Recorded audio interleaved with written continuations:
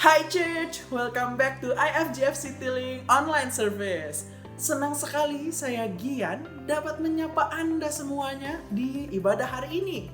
Dan tentunya sepanjang bulan Mei ini kita akan membicarakan seputar bounce back atau bangkit kembali. Pastikan Anda selalu tune in ke YouTube IFGF Citylink setiap hari Minggu jam 9 pagi. Jangan sampai Anda melewatkan tema-tema yang luar biasa yang sudah dipersiapkan sepanjang tahun Greater Destiny ini. Apakah Anda belum punya komunitas? Gereja rindu agar setiap jemaat berada dalam satu komunitas yang baik, yang dapat saling membangun dan saling menguatkan.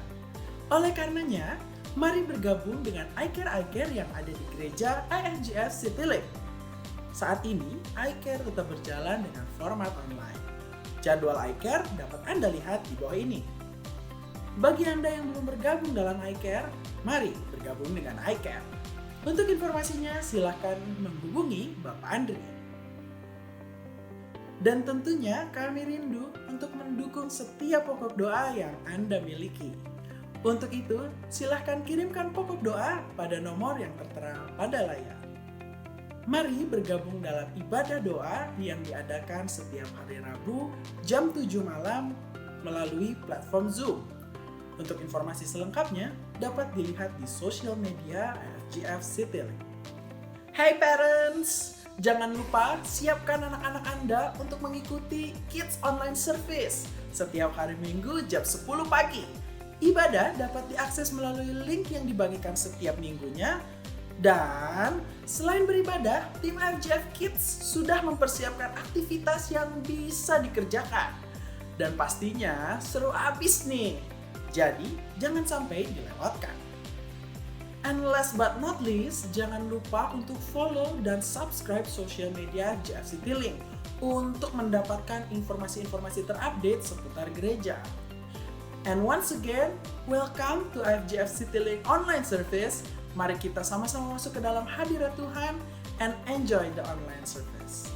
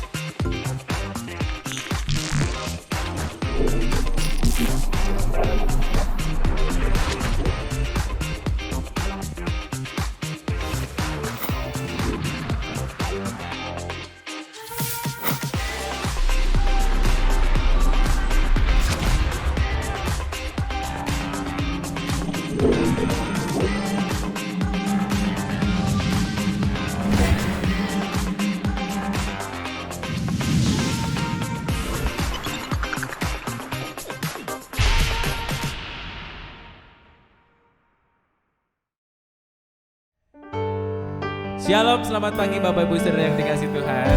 Kita bertemu lagi di ibadah kita pada pagi hari ini.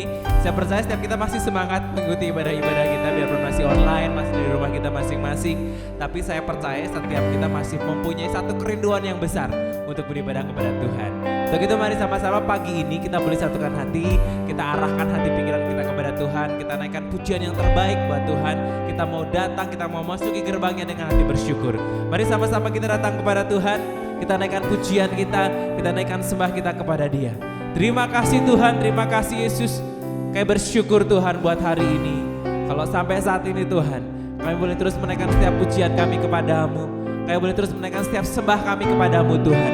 Kami boleh terus membawa setiap pujian, ucapan syukur kami kepadamu Tuhan. Itu semua karena kebaikan-Mu dalam hidup kami Tuhan.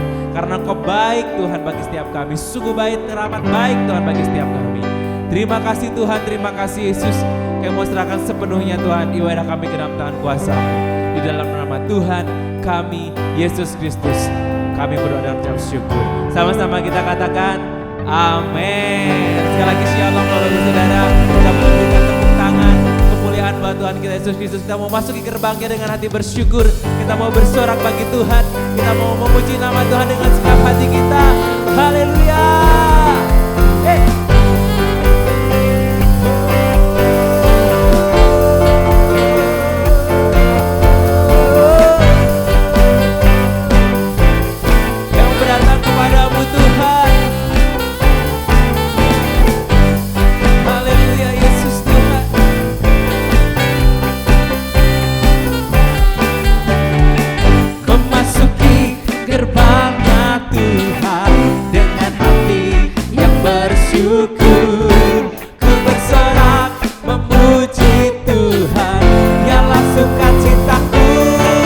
sebab Dia baik, Dia sungguh baik.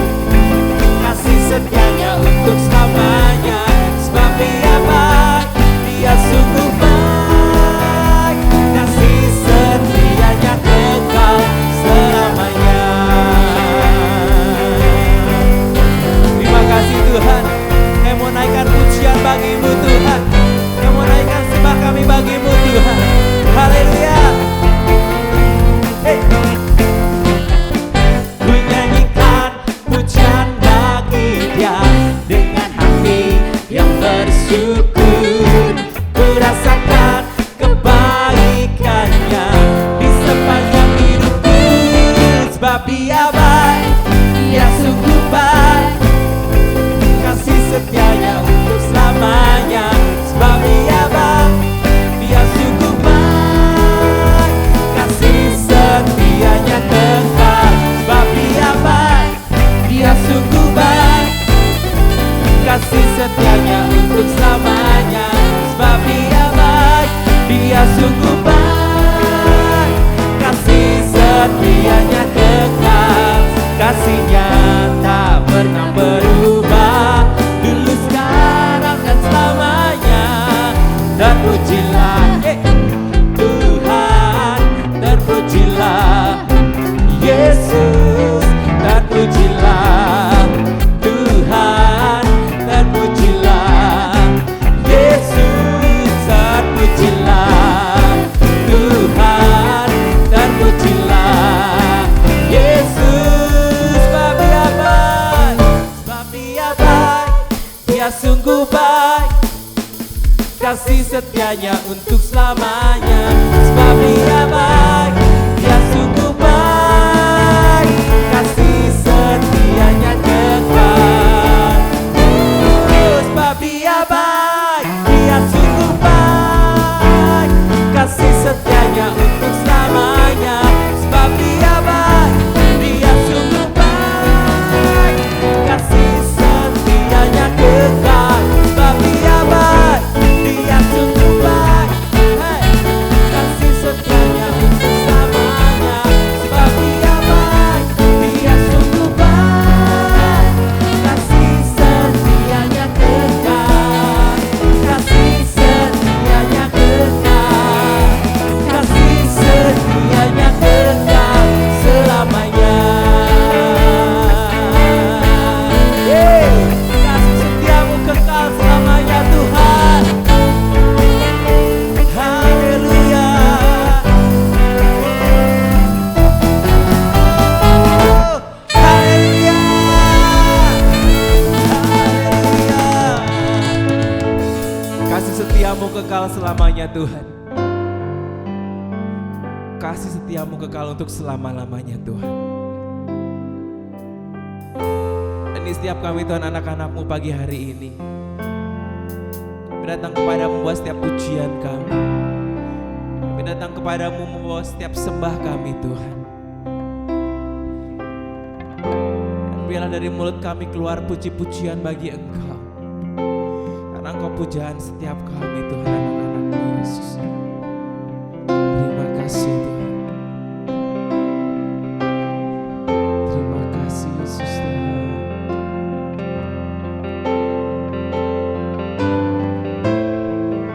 Haleluya Yesus Tuhan.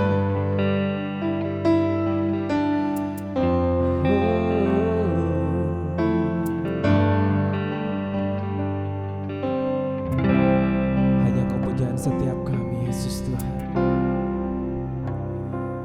Bermegah di dalam nama-Mu, ya Yesus. Ku datang sujud di kaki-Mu.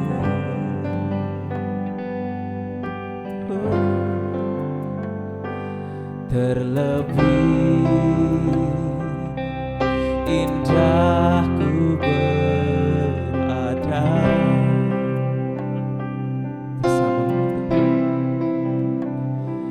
bersama Yesus selamanya.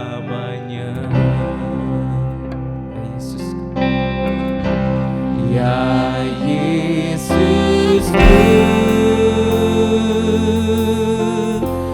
pujaanku.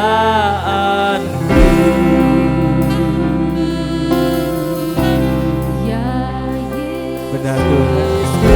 Ya Yesusku, pujaanku.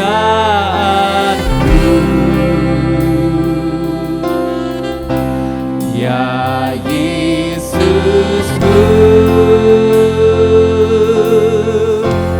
pujaanku.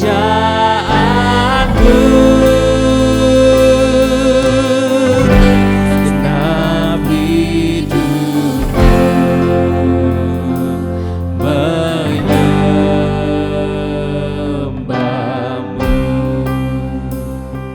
Hati kami merindukan kasih-Mu Tuhan.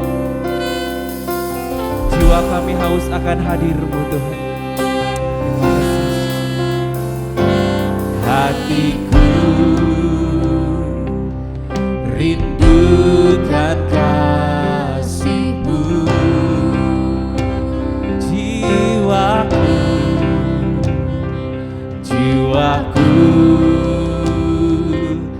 hauskan hadir-Mu. Jamah setiap kami Tuhan.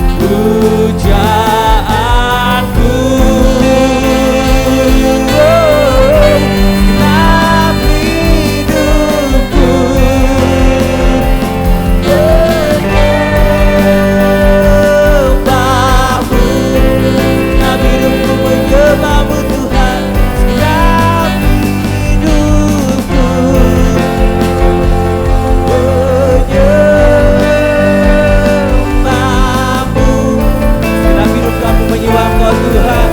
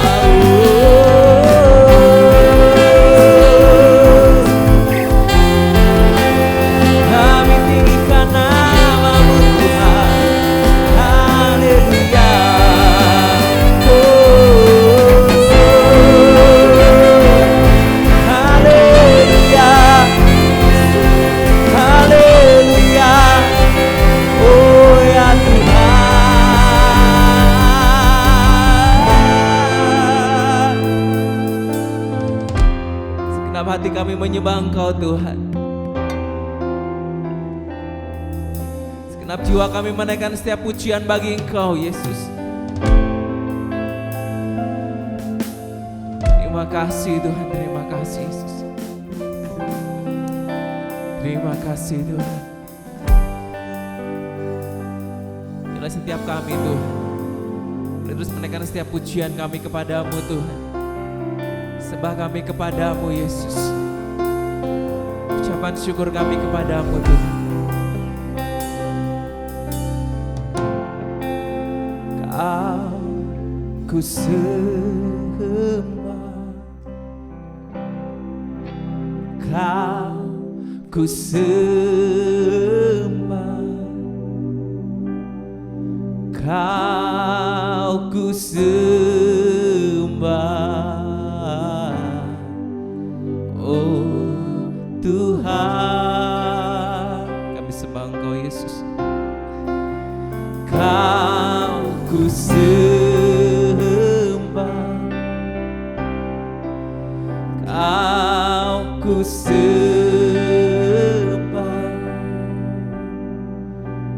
Kau ku sembah. Oh Tuhan, dengan segenap hati sama-sama kita katakan, Kau ku sembah, oh, Kau ku sembah, ya Yesus, Kau ku sembah. Oh Tuhan, oh Kau ku sembah Yesus, Kau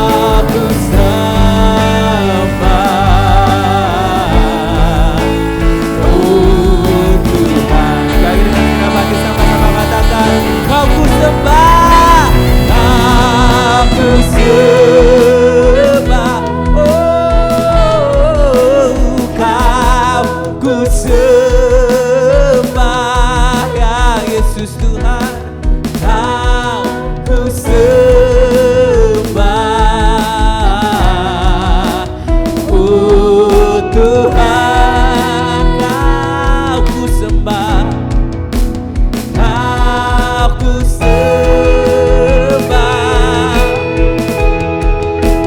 Kau ku sembah, ya Yesus Tuhan, Kau ku sembah.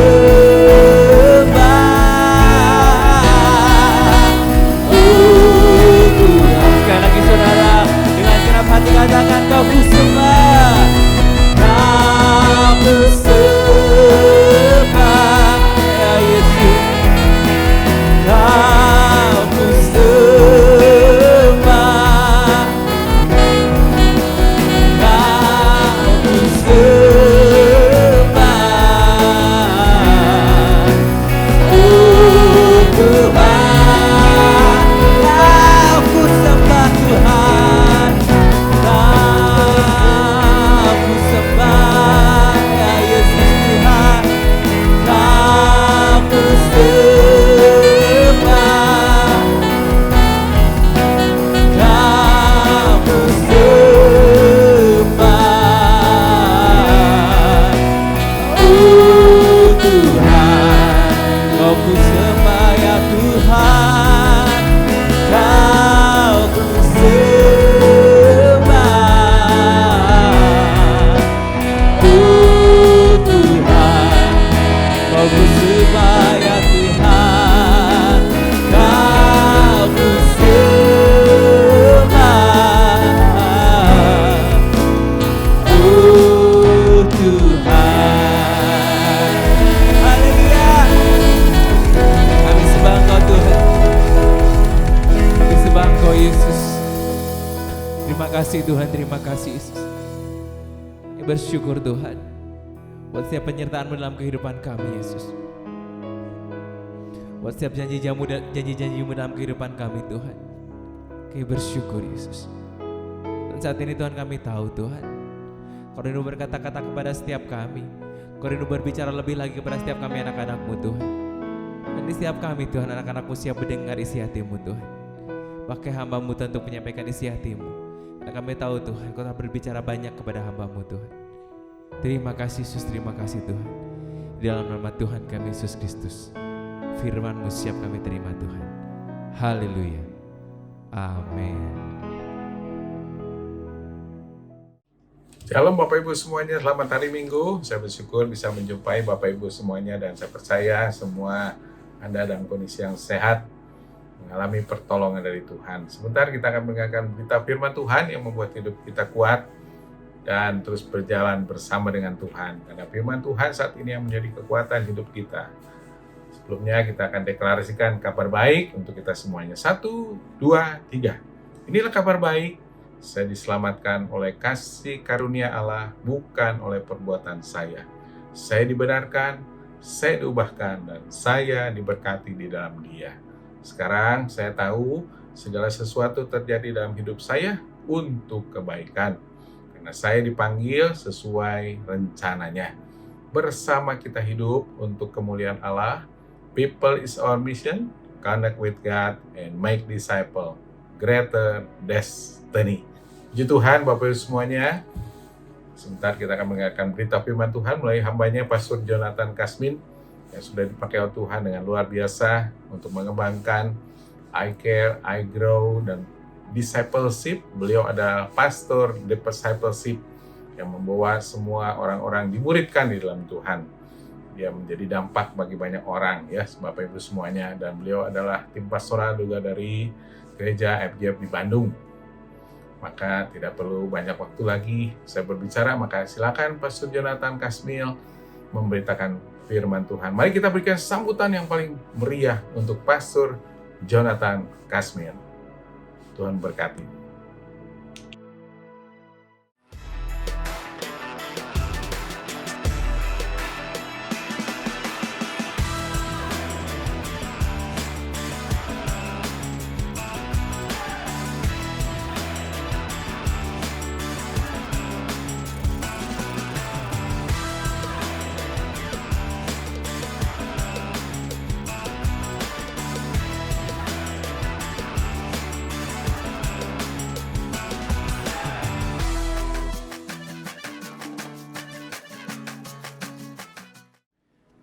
Shalom jemaat IFG Citylink. Terima kasih buat Pastor Henry dan seluruh tim kepemimpinan yang ada untuk kesempatan yang diberikan buat saya membagikan firman Tuhan hari ini. Sebelum kita memulai, mari kita berdoa lebih dahulu. Bapak, kami bersyukur buat hari ini kami rindu Kau bicara secara pribadi buat seluruh jemaat-Mu, karena kami tahu bahwa ketika firman Tuhan ditabur, hati kami menjadi tanah yang subur untuk benih firman Tuhan. Bahkan ketika ditabur, dia akan terus bertumbuh dan berbuah lebat dalam kehidupan kami 30, 60, bahkan sampai 100 kali lipat. Kami siap mendengarkan hanya di dalam nama Tuhan Yesus. Haleluya. Amin. Dan sesuai dengan tema kita, bahwa di bulan ini kita akan membahas tema bounce back, artinya mantul, artinya bangkit kembali atau pulih kembali dalam keadaan semula. Nah, kita masuk kepada kitab 1 Petrus 3 ayat yang ke-13 sampai dengan 17. Mari kita baca lebih dahulu supaya kita bisa membahas apa yang firman Tuhan hari ini. 1 Petrus 3 ayat 13 dikatakan seperti ini, dan siapakah yang akan berbuat jahat terhadap kamu jika kamu rajin berbuat baik? Tetapi sekalipun kamu harus menderita juga karena kebenaran, kamu akan berbahagia. Sebab itu janganlah kamu takuti apa yang mereka takuti dan janganlah gentar, tetapi kuduskanlah Kristus di dalam hatimu sebagai Tuhan dan siap sedialah dalam segala waktu untuk memberi pertanggungjawaban kepada tiap-tiap orang yang meminta pertanggungjawaban dari kamu tentang pengharapan yang ada padamu. Tetapi haruslah dengan lemah lembut dan hormat, dan dengan hati nurani yang murni, supaya mereka memfitnah kamu karena hidupmu yang saleh dalam Kristus menjadi malu karena fitnaan mereka itu. Sebab lebih baik menderita karena berbuat baik jika hal itu dikehendaki Allah daripada menderita karena berbuat jahat. Dalam kitab 1 Petrus 3, 13 sampai dengan 17 menceritakan tentang orang percaya yang mengalami begitu banyak penderitaan, terutama karena penderitaan melakukan yang benar. Terutama karena perintah melakukan firman Tuhan dalam kehidupannya. Mengapa hal ini bisa terjadi? Kalau kita lihat bahwa kita hidup di dunia yang begitu banyak orang-orang yang atau mungkin dunia sekitar kita memutarbalikkan kebenaran. Bahkan kalau kita lihat begitu banyak berita yang diputarbalikkan sehingga kita lagi tidak bisa melihat manakah yang benar dan manakah yang tidak. Dan seringkali yang jadi korban adalah orang-orang percaya ketika mereka berpegang kepada kebenaran. Mereka mengalami tekanan, mereka mengalami penindasan karena apa yang mereka percayai, karena apa yang mereka pegang. Bahkan kadang-kadang dianggap aneh bagi orang lain, karena dianggap berbeda dari orang lain. Nah, tapi Petrus mengingatkan kita sebagai orang percaya untuk kita tidak jemu melakukan yang namanya kebenaran. Untuk hidup dalam kebenaran meskipun tertekan, meskipun tertindas, bahkan dituduh dan disalahartikan. Malahan dianjurkan kita sebagai orang percaya untuk bounce back, artinya mantul kembali, untuk bangkit kembali, untuk melakukan hal yang benar dan melakukan apa yang baik. Saya percaya bahwa bukan hanya dalam melakukan kebenaran saja sebagai orang percaya kita membutuhkan namanya bounce back, untuk membutuhkan namanya bangkit kembali. Tapi dalam area kehidupan kita yang lain, kita membutuhkan namanya bounce back, atau pulih kembali, atau recovery. Nah, sebelum kita bicara lebih lanjut mengenai bounce back, saya ingin menjelaskan ada 5 stages life of cycle. Di mana ada siklus kehidupan yang terjadi yang pada umumnya bukan cuma bagi manusia, tapi bagi organisasi maupun perusahaan. Nah, saya akan bahas yang pertama adalah stage yang pertama adalah birth, masa kelahiran atau masa melahirkan atau dilahirkan atau kehidupan itu dimulai. Di dalam perusahaan, maka inilah masa yang disebut namanya product introduction, di mana produk itu dilahirkan, dimulai. Dan ini adalah masa-masa yang dikatakan masa-masa painful, masa-masa yang menyakitkan, masa-masa yang membawa kesakitan. Kenapa? Karena namanya kalau kelahiran dilakukan secara normal, otomatis akan ada yang namanya kesakitan waktu melahirkan. Nah, otomatis sebagai orang percaya kita juga waktu kita menerima Tuhan sebagai juru selamat pribadi, kita akan mengalami namanya kesakitan. Saya yakin kesakitan yang kita alami bukan karena kita kesakitan karena penderitaan akan dosa-dosa kita lagi, tapi kita tertolak oleh karena orang-orang yang tadinya bersama-sama dengan kita ketika mereka mengetahui bahwa kita sudah meninggalkan kehidupan yang lama dan mengikuti Yesus, dan mungkin mereka tidak lagi mau menjadi teman Anda, tidak mau lagi mengikuti, tidak mau lagi bersama-sama dengan, tidak mau lagi bergaul dengan Anda. Karena mungkin iman Anda kepada Tuhan, karena kepercayaan Anda kepada Kristus, Anda dijauhi. Nah, untuk itu saya melihat bahwa dalam masa seperti itu atau dalam masa life stages, di dalam masa birth itu, kalau Anda jadi orang percaya dalam masa stages yang baru menerima Tuhan sebagai seorang pribadi, maka kata kunci untuk stages ini adalah attention and care. Artinya adalah membutuhkan namanya perhatian dan care yang khusus. Bahkan di dalam perusahaan pun sama dikatakan. Saya membaca ada satu orang CEO, Reveria, satu perusahaan yang memproduksi matras untuk kesehatan. Dia mengatakan seperti ini. Waktu dia membangun perusahaan, dia bilang seperti ini. Starting a company is like having a child. It requires 24/7 attention and care. Dikatakan bahwa membangun atau memulai perusahaan itu seperti melahirkan. Seperti mempunyai seorang anak, dia bilang. Dan itu memerlukan yang perhatian, yaitu 24 jam dalam 7 hari. Setiap hari harus diperhatikan dan di-care, dikatakan di situ. Jadi kalau Anda ada dalam stages ini, baru lahir, baru terima Yesus sebagai juru selamat pribadi, pastikan bahwa Anda mendapatkan perhatian yang cukup. Dan juga Anda dirawat dengan baik. Saya percaya Anda komunitas yang bisa membantu Anda untuk mendapatkan perhatian dan perawatan yang baik adalah care group. Di situ ada banyak orang, ada banyak pemimpin, ada banyak orang-orang percaya yang lain yang bisa membantu Anda, yang bisa mensupport Anda untuk bersama-sama supaya Anda memiliki fondasi untuk bertumbuh di dalam iman kepada Kristus.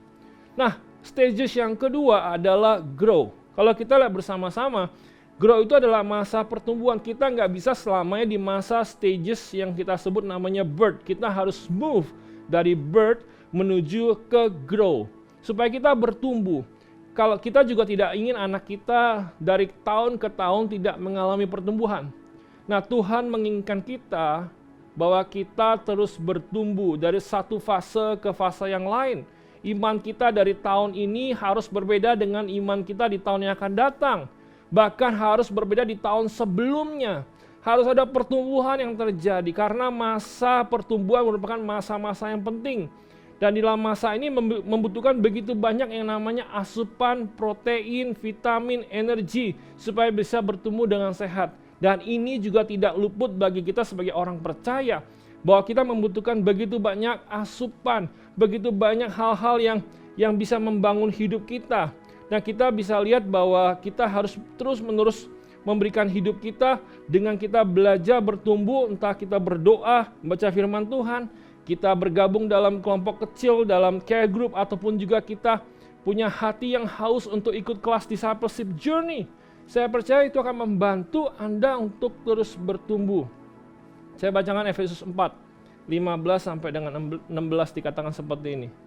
Tetapi dengan teguh berpegang kepada kebenaran dalam kasih kita bertumbuh dalam segala arah, segala hal ke arah Dia Kristus yang adalah kepala.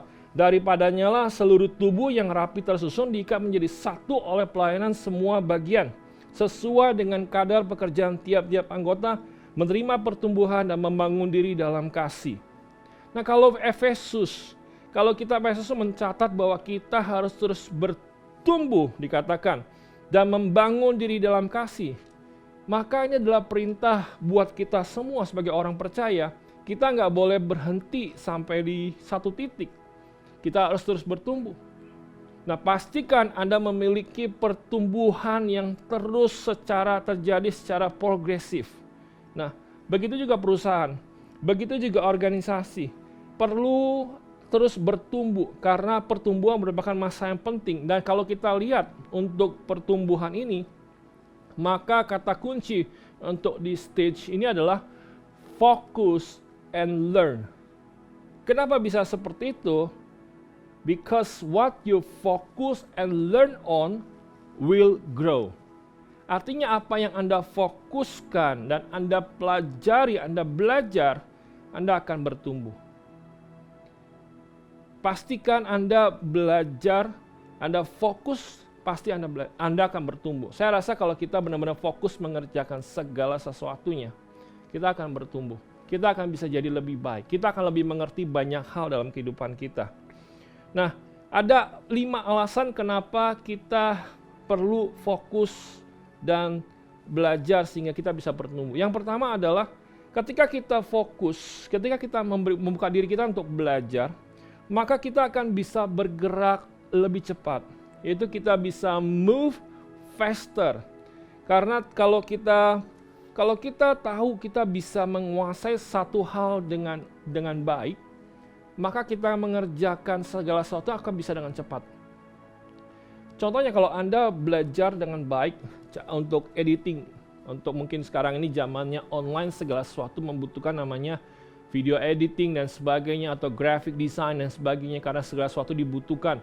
Nah, kalau Anda fokus belajar dengan baik, tadinya mungkin Anda mengerjakan sebuah desain membutuhkan waktu berhari-hari, tapi karena Anda fokus dan belajar dengan baik, saya percaya bahwa Anda bisa mengerjakan lebih cepat dari sebelumnya. Karena Anda belajar, Anda fokus di situ, Anda mengembangkan kemampuan Anda di situ, sehingga Anda bisa mengerjakan desain selanjutnya bisa lebih cepat dan lebih baik. Bahkan bukan cuma itu, dikatakan kalau kita fokus, kita akan belajar banyak hal. Saya percaya bahwa orang yang, seperti saya bilang, orang yang mendesain tadi, bukan cuma dia bisa belajar satu hal. Tapi ketika dia fokus di situ, dia menemukan problems, dia akan belajar bagaimana cara menghandle problem itu. Bagaimana cara menghandle. Dan otomatis ketika cara menghandle membutuhkan masukan yang lain, mencari informasi dan sebagainya. Sehingga dia belajar hal yang baru kembali. Yang ketiga adalah ketika orang fokus dan mau belajar, maka akan membantu dia supaya memiliki namanya more progress. Artinya progress yang membantu dia bisa lebih cepat lagi untuk bertumbuh. Progresnya kelihatan. Kalau tahun lalu sebelumnya dia nggak ngerti apa-apa, tahun ini dia sudah bisa edit segala hal dan bisa desain grafik yang dia inginkan, gambar-gambar yang dia inginkan. Dan bukan cuma itu, dan itu juga membantu boosting yang namanya confidence, kepercayaan diri. Sehingga ketika ada mungkin tawaran, mungkin ada permintaan untuk melakukan desain, ada permintaan untuk bisa ada project desain yang dibutuhkan, dia bisa dengan percaya diri menawarkan dirinya untuk ikut terlibat. Dan bukan cuma itu, bahkan itu membangun namanya value dan competitive advantage. Jadi fokus itu akan membantu kita untuk kita bisa mengembangkan diri kita, menaikkan satu nilai dalam kehidupan kita, sehingga kita bisa menjadi orang yang kompetitif dan juga bisa bersaing dengan orang yang lain. Dan saya percaya bahwa untuk kita sebagai orang percaya, kita membutuhkan yang namanya focus and learn. Supaya kita bisa bertumbuh, supaya kita ngerti nilai kita sebenarnya, dan kita bisa menghadapi dunia yang kompetitif ini. Kita bisa bersaing dengan mereka, dengan orang-orang yang ada di sekitar kita, dan kita bisa menunjukkan bahwa kita adalah orang-orang yang diberkati, yang disertai Tuhan, yang dipakai Tuhan luar biasa dengan apapun yang Tuhan percayakan dalam kehidupan kita. Dan yang ketiga, kita masuk stage yang ketiga. Kalau yang ketiga ini adalah stage-nya adalah maturity. Life stage maturity. Dikatakan di situ kita harus menjadi orang Kristen bukan cuman dilahirkan lahir baru, bukan cuman kita bertumbuh, grow, tapi kita di encourage untuk bisa menjadi orang Kristen yang dewasa, orang percaya yang dewasa. Kata kunci untuk di stage maturity ini adalah respect and responsible. Nah, saya percaya bahwa kata kunci ini penting sekali, bahwa di stage ini, di stage maturity ini, kita di encourage untuk punya respect dan responsibility. Nah, saya suka ada satu kata yang mengatakan seperti ini. Maturity is developed by respecting other and accepting responsibility. Dikatakan bahwa kedewasaan itu dibentuk atau dibangun oleh yang namanya menghargai orang lain dan juga menerima tanggung jawab. Nah, saya percaya bahwa Tuhan mau kita dewasa. Tuhan mau kita terus bertumbuh dan menjadi dewasa. Nah, Alkitab sendiri mencatat begitu banyak yang kita bisa lihat, yang kita bisa dapatkan tentang kedewasaan ini. Tuhan mau kita dewasa di dalam pemikiran kita, mature in thinking, dikatakan seperti itu. 1 Korintus 14 ayat 20 dikatakan, saya bacakan. Saudara-saudara, janganlah sama seperti anak-anak dalam pemikiranmu, jadilah anak-anak dalam kejahatan, tetapi orang dewasa dalam pemikiranmu. Bahwa kita di-encourage untuk menjadi orang-orang yang dewasa di dalam pemikiran kita. Firman Tuhan katakan bahwa jangan kita seperti anak-anak, tapi kita harus dewasa pemikiran kita. Kita harus dewasa, mature in thinking, mature in our mindset, dikatakan dengan jelas. Lalu kemudian kita juga diminta untuk mature in attitude, sikap kita. Kita diminta untuk dewasa dengan sikap kita. 1 Korintus 13 ayat yang ke-11 dikatakan, ketika aku kanak-kanak, aku berkata seperti kanak-kanak, aku merasa seperti kanak-kanak, aku berpikir seperti kanak-kanak. Sekarang, sesudah aku menjadi dewasa, aku meninggalkan sifat kanak-kanak itu. Artinya kita di-encourage untuk menjadi orang-orang yang dewasa di dalam sikap kita. Karena itu maturity in attitude penting sekali. Karena saya lihat banyak banget orang yang sudah lama jadi orang percaya, tapi sikapnya masih seperti kanak-kanak. Nah, saya rasa kita diminta untuk mature in attitude dengan sikap kita. Dan bukan cuma itu, kita disuruh juga mature in faith and knowledge. Efesus 4:13 sampai dengan 14 katakan seperti ini. Sampai kita semua telah mencapai kesatuan iman, pengetahuan yang benar tentang anak Allah, kedewasaan penuh, tingkat pertumbuhan yang sesuai dengan kepenuhan Kristus, sehingga kita bukan lagi anak-anak yang diombang-ambingkan oleh rupa-rupa angin pengajaran, oleh permainan palsu manusia dalam kelicikan mereka yang menyesatkan. Saya rasa Tuhan mau kita juga bertumbuh dewasa dalam iman dan pengetahuan kita tentang Kristus. Seringkali yang membatasi kita bertumbuh dengan iman dan pengetahuan tentang Kristus adalah diri kita sendiri.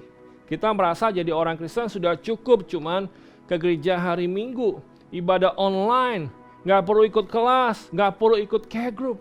Kita merasa sudah cukup. Nah, waktu kita membatasi diri kita seperti itu, maka kita akan sulit menjadi orang-orang percaya yang dewasa di dalam iman dan pengetahuan tentang Kristus. Saya rasa begitu juga dengan perusahaan di stage ini, di fase ini.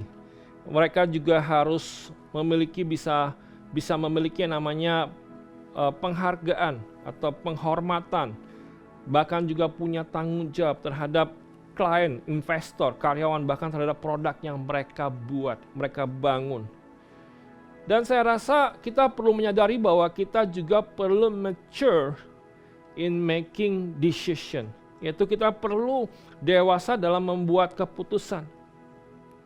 Karena semakin dewasa itu baik seseorang, baik itu dia orang percaya atau bukan, ataupun juga organisasi, perusahaan, bahwa kedewasaan seseorang dan organisasi atau perusahaan itu ditentukan dari keputusan yang dia buat. Maturity is the ability to make a decision and be responsible for it.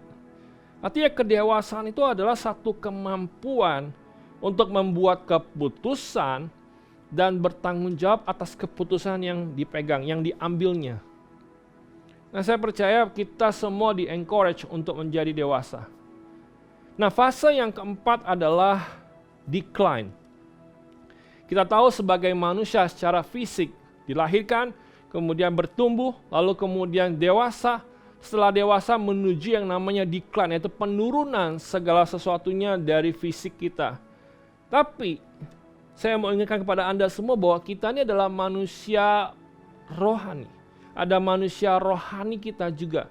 Ketika manusia fisik kita, jasmani kita mengalami penurunan, tapi manusia batinia kita, manusia rohani kita harus terus semakin bertumbuh di dalam Tuhan. Nah, penurunan yang terjadi atau kemunduran yang terjadi itu dikarenakan ada beberapa sebab. Kalau kita mengalami kerohanian, kita mengalami kemunduran, itu karena saya melihat ada beberapa hal yang terjadi sehingga itu menyebabkan terjadinya kemunduran. Salah satunya adalah kemunduran terjadi karena kita shifting priority dan values kita. Penurunan kerohanian itu bisa terjadi karena waktu adanya pergeseran prioritas yang benar, value yang benar dengan prioritas yang salah dan value yang salah. Sehingga itu menyebabkan hubungan kita dengan Tuhan mengalami kemunduran. Nah, saya percaya begitu banyak perusahaan tanpa sadar ketika dia mengalami pergeseran prioritas dan juga value yang penting dalam perusahaan mereka, automatically akan mengalami namanya kemunduran. Declining happens because we are shifting something significant with insignificant things. Waktu kita menggantikan sesuatu yang penting dengan yang tidak penting, sesuatu yang signifikan dengan yang tidak signifikan. Nah, penting sekali. Contohnya waktu kita mungkin ketika kita bergeser, menggantikan waktu doa kita, waktu devotion kita, waktu kita membaca firman Tuhan dengan waktu yang lain. Nah, saya percaya itu Anda akan mengalami namanya kemunduran rohani. Waktu Anda beribadah setiap minggu, Anda geser dengan ganti dengan waktu berolahraga. Anda berpikir bahwa Anda bisa melihat nanti dan sebagainya. Bukan berarti saya melarang Anda untuk berolahraga atau jalan-jalan untuk berjemur matahari pagi. Tapi saya mau encourage Anda ketika Anda pas jam ibadah, Anda sudah selesai olahraga, sudah selesai berjemur, kemudian Anda mempersiapkan diri untuk beribadah. Walaupun ibadah kita masih dalam bentuk online, tapi Anda standby di situ untuk beribadah. Nah, itu adalah sikap yang benar. Karena waktu kita shifting priority yang benar dan value yang benar dengan hal-hal yang lain, saya rasa seluruh keluarga kita akan melihat dan mereka mengetahui bahwa apakah yang kita lakukan, apakah yang kita kerjakan ini penting atau tidak, dan mereka yang akan bisa menilai. Ketika mereka besar nanti, mereka akan belajar dan melakukan hal yang sama seperti yang kita lakukan. Karena itu, saya selalu di rumah, meskipun anak-anak saya melihat ibadah secara online, saya selalu setting timer buat mereka untuk datang beribadah. Dan saya tunjukkan bahwa karena di AFC Bandung sudah ada onsite, saya tunjukkan bahwa saya pagi-pagi sudah pergi dahulu untuk ke gereja beribadah.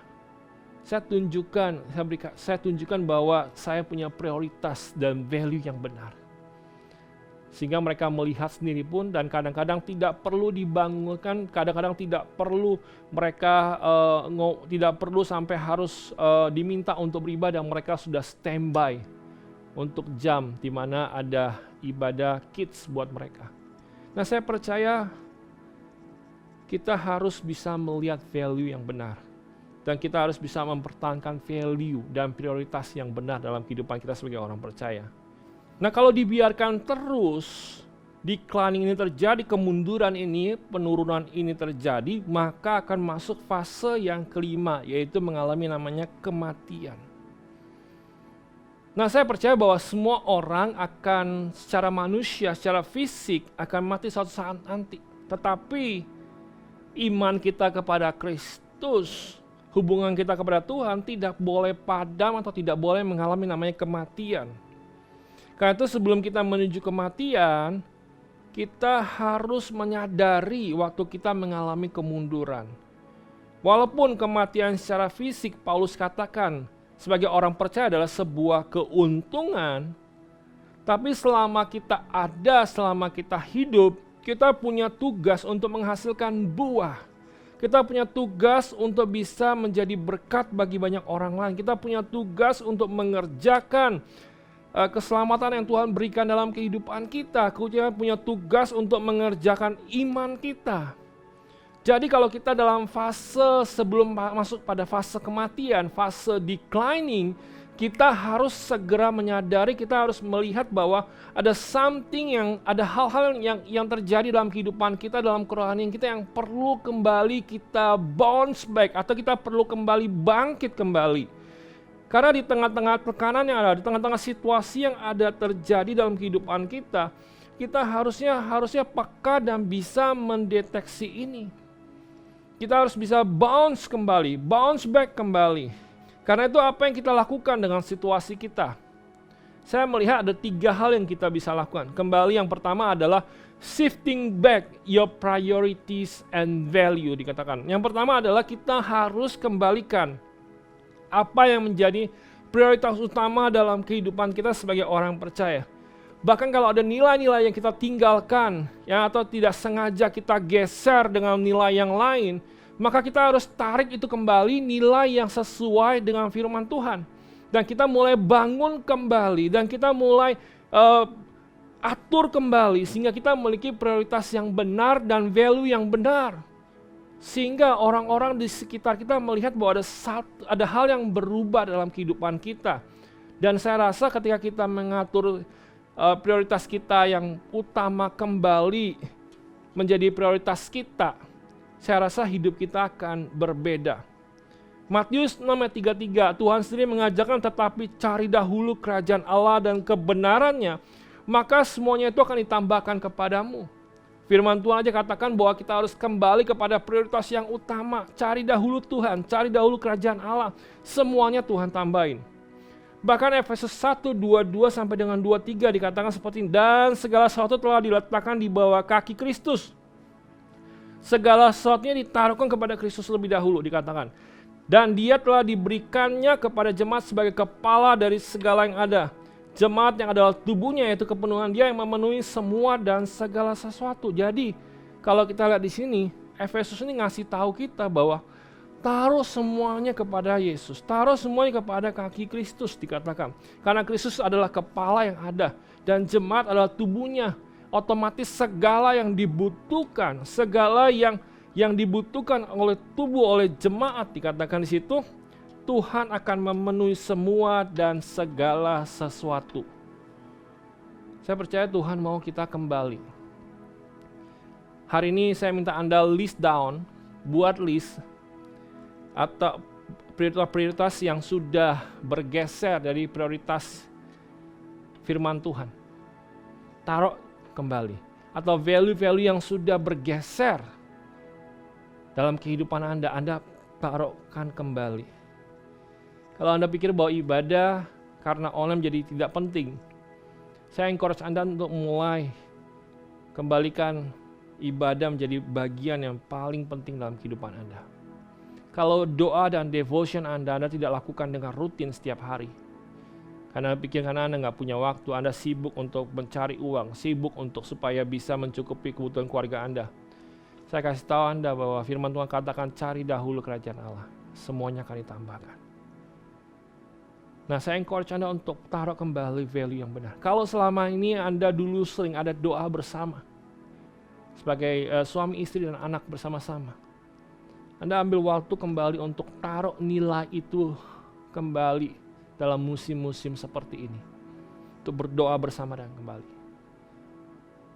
Kalau ada hal-hal hubungan suami istri yang tadinya komunikasinya begitu lancar karena pandemi ini, karena situasi yang kondisi yang ini menyebabkan harus di rumah terus-terusan, sehingga Anda mungkin selalu konflik satu dengan yang lain, dan Anda jadi mengalami kemunduran dalam komunikasi.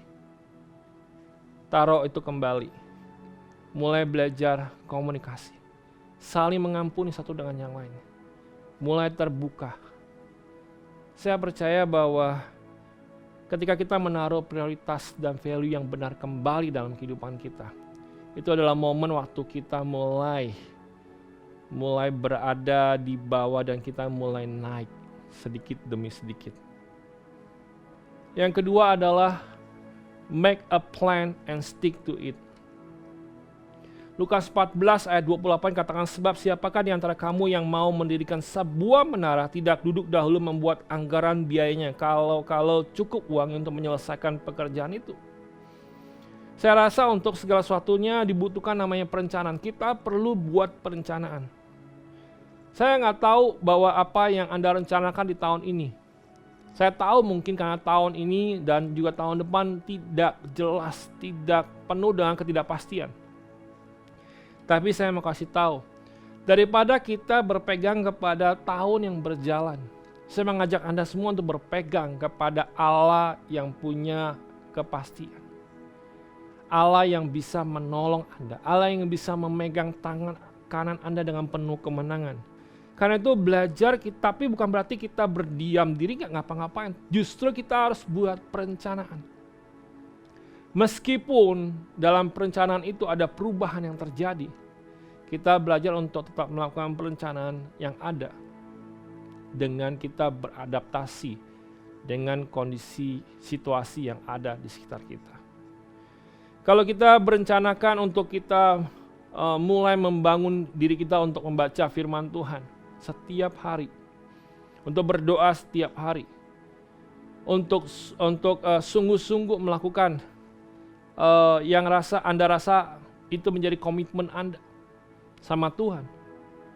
Walaupun mungkin kondisi situasi berubah, tapi saya encourage Anda untuk tetap melakukannya, untuk tetap mengerjakannya, meskipun apapun yang terjadi.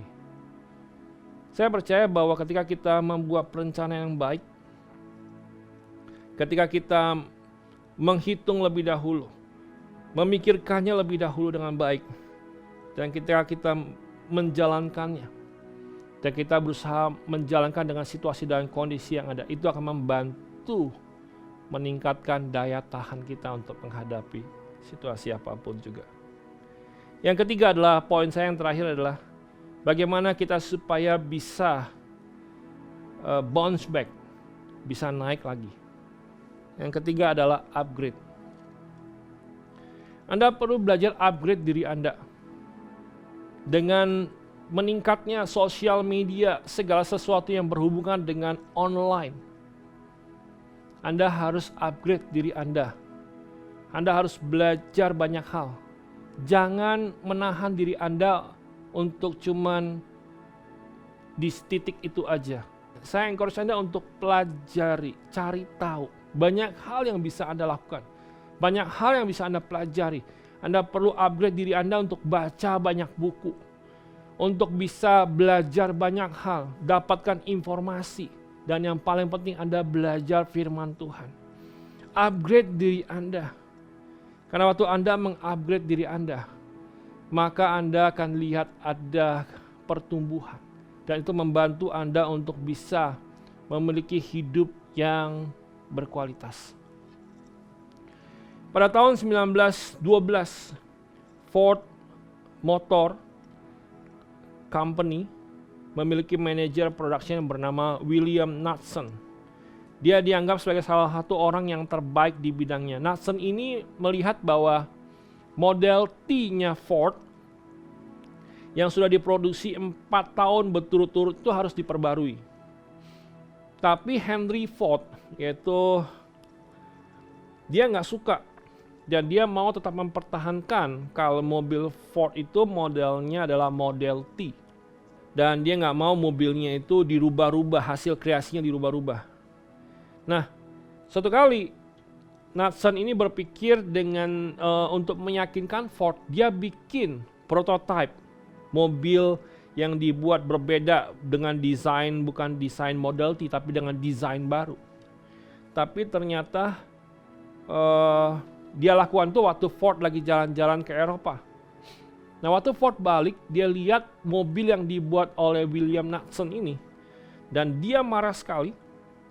Kemudian mobil itu dirobek-robek, dia punya atapnya karena masih dalam bentuk kain. Mobilnya ditarik, pintunya ditarik, ditendang, dihancurkan, diinjak-injak. Sampai akhirnya mobil itu rusak. Lalu kemudian akhirnya William Knudsen keluar dari perusahaan Ford Motor ini. Dan dia bergabung di perusahaan General Motors. Dan Henry Ford, dia berusaha mempertahankan Model T-nya. Tapi ternyata di General Motors, idenya William Knudsen ini diterima. Dan muncullah model-model baru yang mereka sebut tipe A. Seiring waktu berjalan, mobil T-nya Henry Ford ini tidak laku. Dan mobil-mobilnya General Motors yang tipe A yang dibuat William Knudsen itu bertumbuh dan General Motor berkembang dengan luar biasa. Saya mau kasih tahu bahwa upgrade itu penting sebagai orang percaya. Kita nggak boleh berhenti untuk upgrade diri kita. Kita harus terus menerus upgrade diri kita.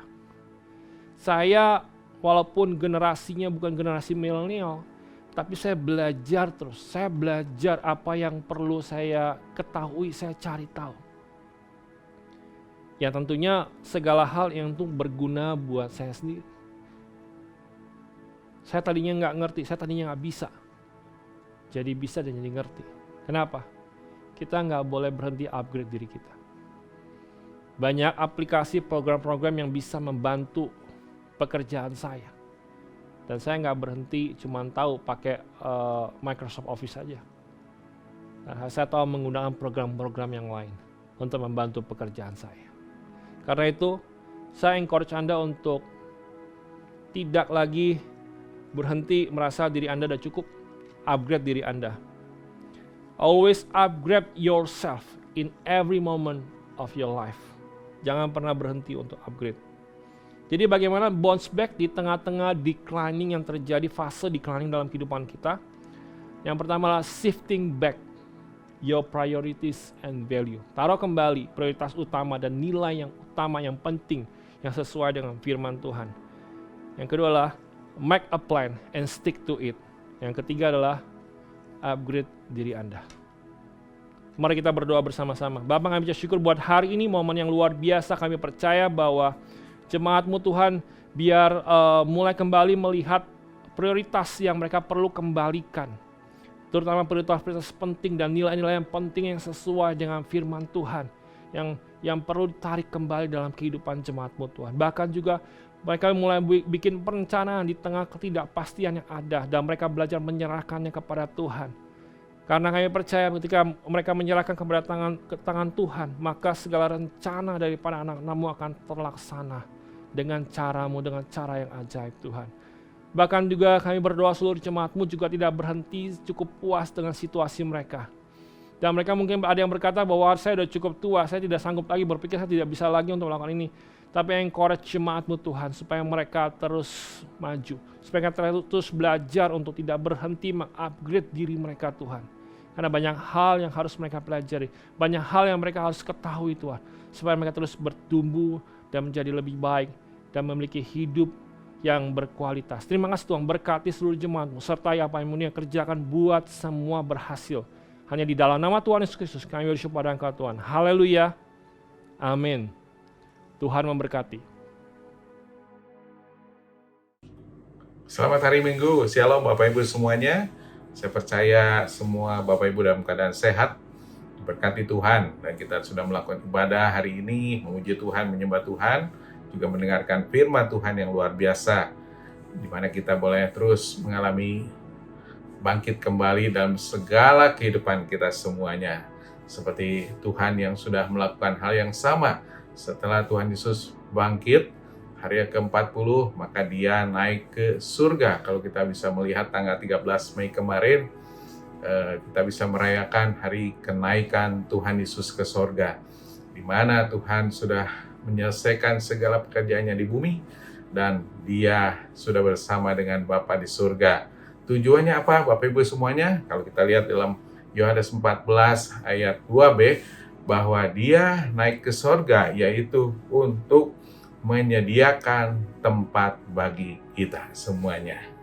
Jadi artinya kita ada jaminan keselamatan, jaminan tempat setelah kita meninggal di bumi ini, meninggalkan bumi ini, dan kita mendapatkan tempat bersama dengan Bapa di surga. Itulah hal yang luar biasa, jaminan daripada Tuhan, dan membuat hidup kita ada pengharapan di dalam Tuhan.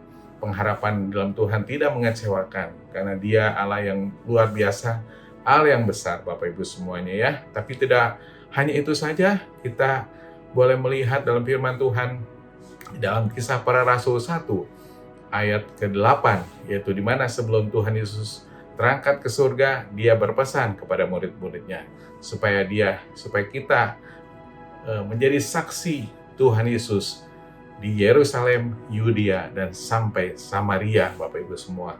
Jadi bukan hanya diam begitu saja, tetapi kita memberitakan kesaksian hidup kita bersama dengan Tuhan di lingkungan keluarga kita, juga kepada teman-teman seiman dan teman-teman yang di luar kita semuanya.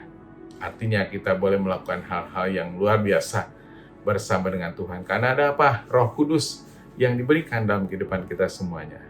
Demikian Bapak Ibu semua, beberapa hal yang ingin saya sampaikan kepada Bapak Ibu, dan mari kita berdoa supaya kita boleh terus dikuatkan di dalam Tuhan. Bapa Surgawi, terima kasih Tuhan, ucap syukur buat hari ini kami boleh beribadah kepada Tuhan. Engkau Allah yang luar biasa, Engkau Allah yang hebat, Engkau Allah yang mulia, Engkau Allah yang penuh dengan kuasa-Mu yang kami terima dari Tuhan.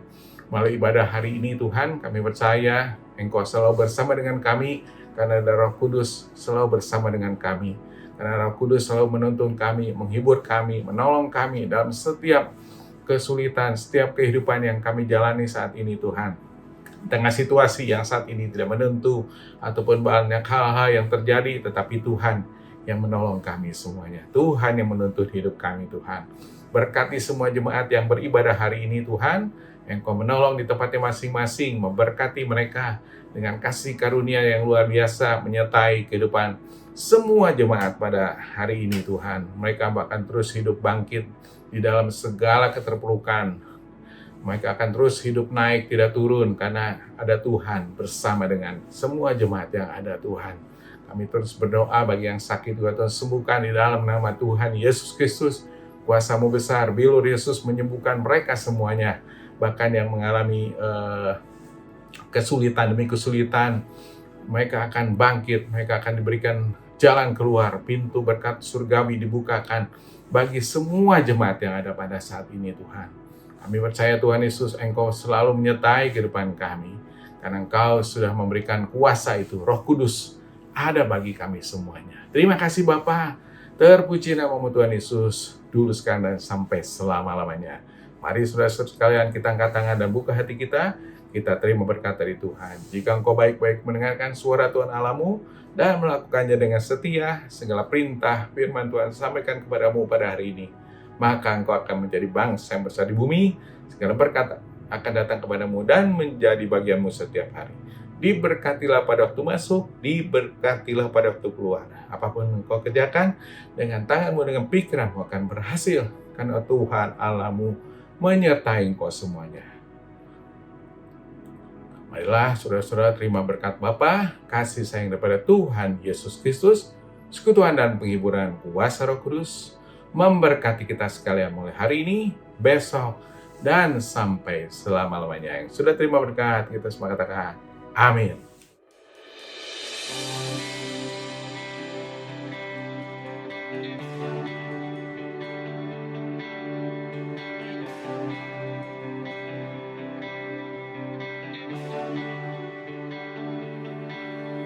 Sekarang waktunya untuk bangkit dan berjalan menuju panggilan, menghadap ke depan. Ku tak dapat diam, jiwaku bersuka. Sebab tak ada yang dapat memadamkan semangat api yang menyala